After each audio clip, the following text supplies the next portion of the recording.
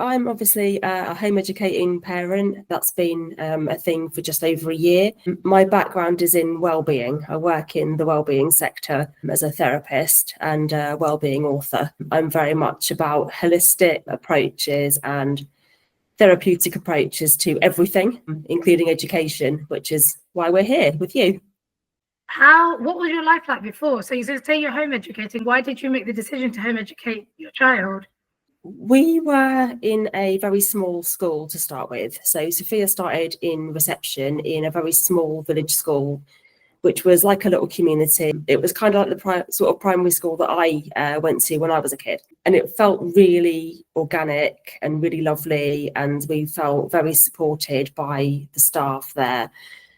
And then we moved house, and with that came a change of school, and we moved into a town. So the schools in the town are huge. Year 3, which is where Sophia started off, had 3 classes for year 3 alone. There were about 90 children in year 3, split into 3 classes of 30, which to me was an insane amount of children to be teaching.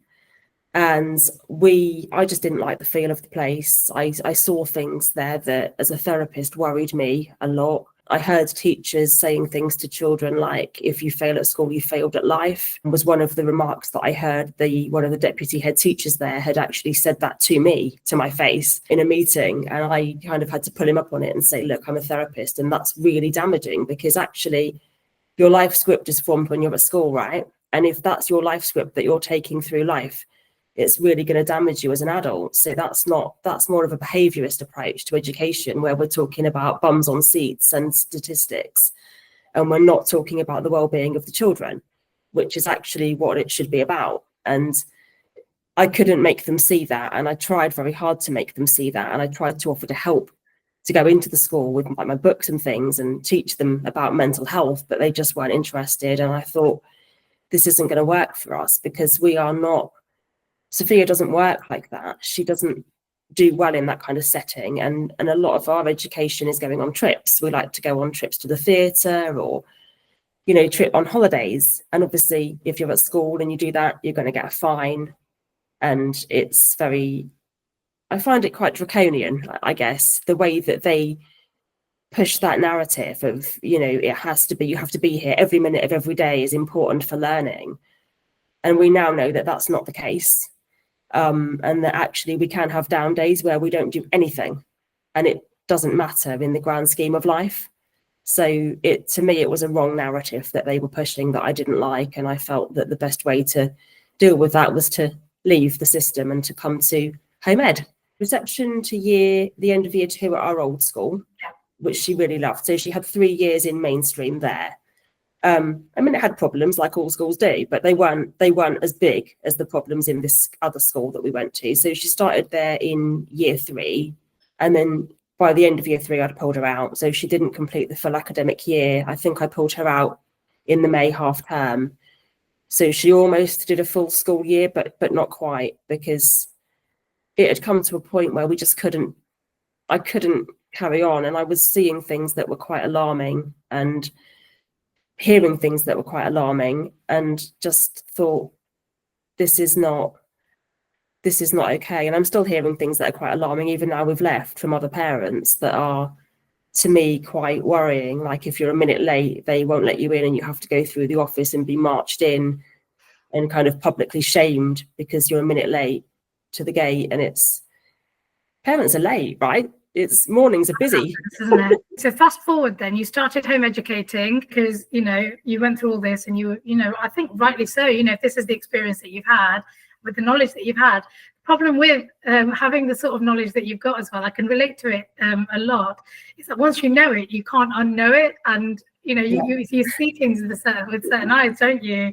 Yeah. And it's really difficult then to kind of, how can you put your child there when that's that's your pride and joy, isn't it? Your child is the most important thing, and if you know something is not quite right, then you're going to do everything you can to protect your child. So I hear you. I relate to that. Let's fast forward. You've decided to home educate now. How did you start? What did you do? How did you approach it? I approached it being quite lost, if I'm honest. So I pulled her out of school and thought, oh, this is a really good thing I've done. And then the next day I was like, what on earth have I done? I don't know what I'm doing. I don't know how I'm going to do this. I'm a single parent and I've got 3 jobs, so I'm extremely busy all the time. I'm literally juggling a lot of balls already. So to me, it was like, how on earth am I going to, number one, work out what she should be doing? Number 2, find all of the resources that I need. Number 3, make a timetable that we can stick to. And then number 4, support her with the learning. And at this point, I was quite indoctrinated into the school system of, we have to work, homework has to be 9 till 3 every day, and I have to do 6 hours. And if I don't do 6 hours, I failed. And that was kind of my school indoctrination coming through again from when I was at school. And that's the narrative I was told, that achievement meant working full pelt all day. And so I was really scared. I was like, oh my God, I don't know what to do. And I was looking at websites and thinking, I just have no idea what level she's at. I don't know what stage she's meant to be doing. I've got no clue. And I just thought, this is impossible. And I was joining like Facebook groups and like the online forums. And then I think somebody had mentioned LCB and I was like, oh, I'll have a look at this. And it looked really good. And I phoned and spoke to somebody really helpful on the phone. And I think we were on the phone for about an hour, at which point I then said, well, I'll sign up, and we just didn't look back from there. So yeah, it was, you were like a torch in the dark, Rada. Oh. What was it about LCB education that attracted you?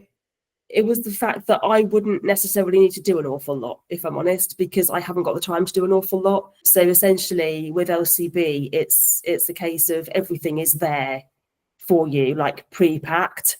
So you can just go on and go, yeah, we need a workbook this month for nautical navigating. Oh yeah, and we'll get a craft box because that goes with the workbook, and then she can submit the AQAs. We can get certificates, we can get recognised learning. We can get a progress report written for the local authority. We don't even need to do that ourselves. We don't need to worry about what we need to say to them because that's all done by Rada and Elizabeth. So it's all sorted, everything's done. I mean, I do help her, and actually the learning is really amazing because I'm learning stuff that I didn't know. So when we're sitting and doing the units and I'm checking the work, I'm going, I didn't know that. Oh, I didn't know that. That's really interesting. So I do get involved and I do support her and we do work together, but she is now 9.5, coming up to 10. So she is getting more independent with how she can work, and she will go off and do it on her own. And because it's all structured, I don't feel that I need to be, I'm not feeling guilty for not being there, if you see what I mean. I can just give her a workbook and a box and go, right, off you go. Yeah. And because she's been doing it a while, I suppose she sort of finds a rhythm as well on how she likes to work and how she wants to do it. And she can just sequentially sort of work through it. Yeah, it is really good. Like I've now come to a point, it's taken me a year to get to a point where I don't need to submit every unit every month. So when we started, we obviously, because you have 3 levels of units. So we have there's budding crafters, and then entry, and then functional skills. So Sophia works on the entry level most of the time. We do occasionally drop her functional skills in if she wants to, but mostly we're doing entry. And for the first few months, I was like, we've got to submit every unit every month, all of the entry ones. Come on, you've got 8 to do. You need to do 8. Come on. And then now I'm like, this is ridiculous. We just need to do 2 or 3 and just let it evolve and kind of drop the pressure. But it took a long time to come out of that way of thinking, I think, for me, because it's so ingrained in you, isn't it, that you have to do the thing.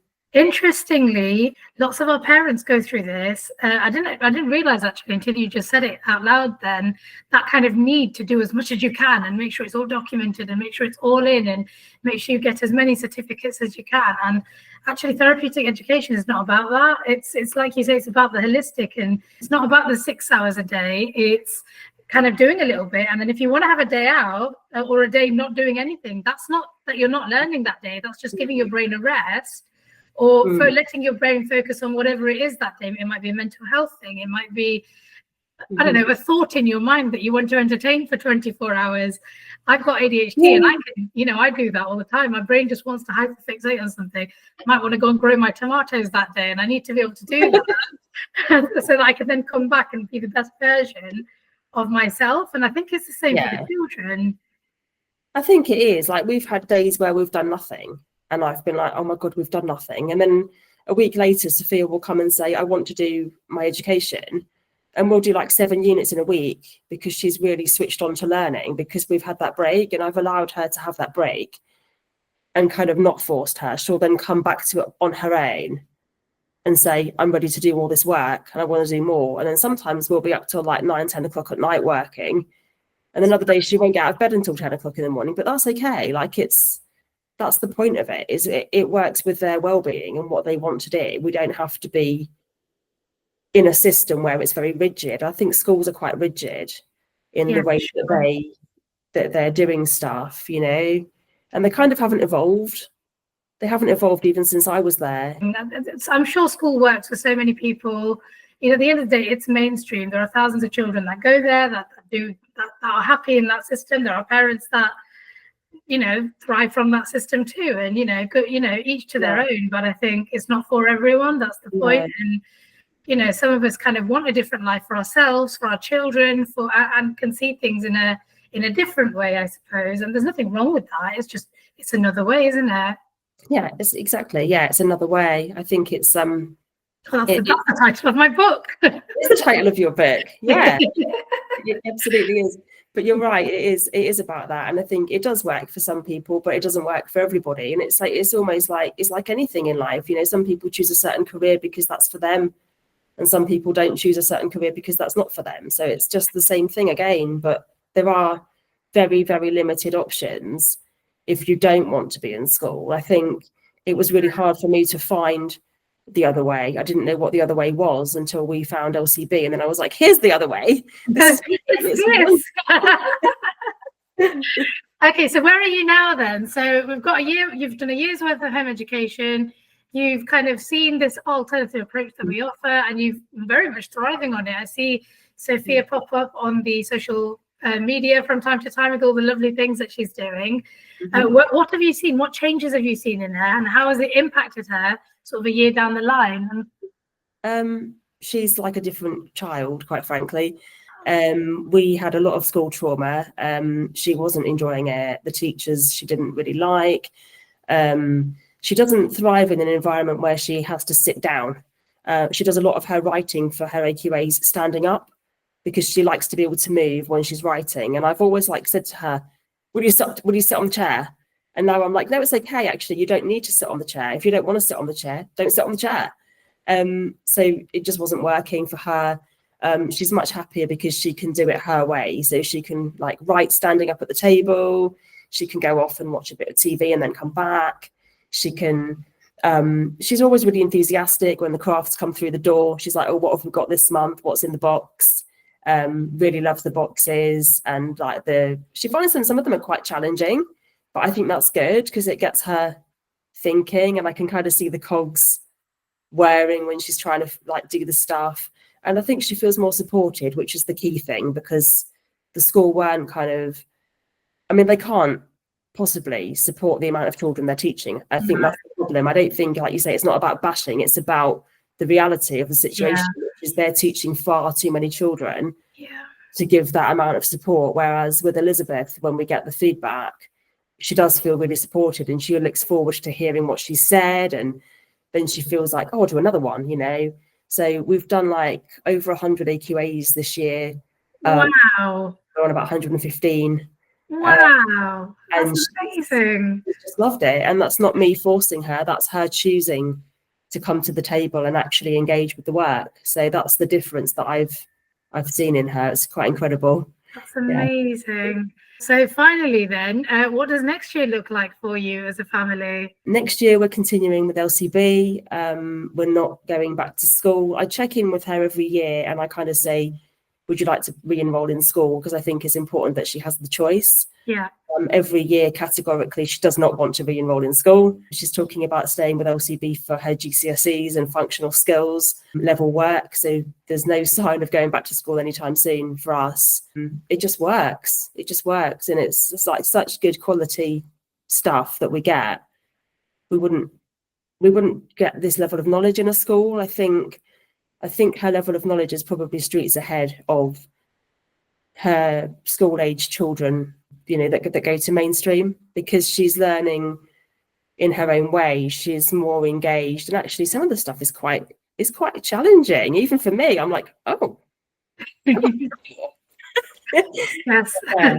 She's loving it. She's really enjoying it, and she's like loving coming to the meetups when we have the LCB little meetups and things. She's always really enthusiastic about coming down and seeing everyone, and yeah, it's really good. That sounds wonderful. Thank you, Emma. It's been lovely to gain an insight into what LCB education actually looks like down on the ground when you're actually delivering it, as a busy single parent who is juggling lots of other things. And it's nice to know that it does, well, I suppose, what we always wanted it to do, which was to kind of, provide that one-stop shop for everything, but then also to take the pain away of all the planning and all the time you spend researching. And it's the age-old, well, what shall we learn next scenario, so you can just focus on enjoying your experience of it and it not being a sort of another job on your list, as it were. Yeah, definitely. I mean, I couldn't do it without LCB. There's no way that I would be able to find the time to do it. So I would have had to leave her in the school system, purely because of the fact that I've got so many jobs, and there wouldn't have been an alternative for me. This was the only alternative. So if you weren't here, she would still be in school, and that would be quite traumatic. So I'm really glad that you're here with your packages, and I don't really have to do an awful lot. So that's really cool. That's brilliant. That's really powerful as well. That's the impact. The difference is that she would have had to stay in a school system that neither of you were happy with or not. Yeah. It makes you think, doesn't it? I'm so pleased that we set the company up and that we are where we are with it, because I know there's so many other parents like you. Thank you. Well, thank you. I'm so grateful for you to coming and talking to me today. And thank you so much for being so open and sharing your story and telling us all about Sophia and what she gets up to. That's okay. You're very welcome.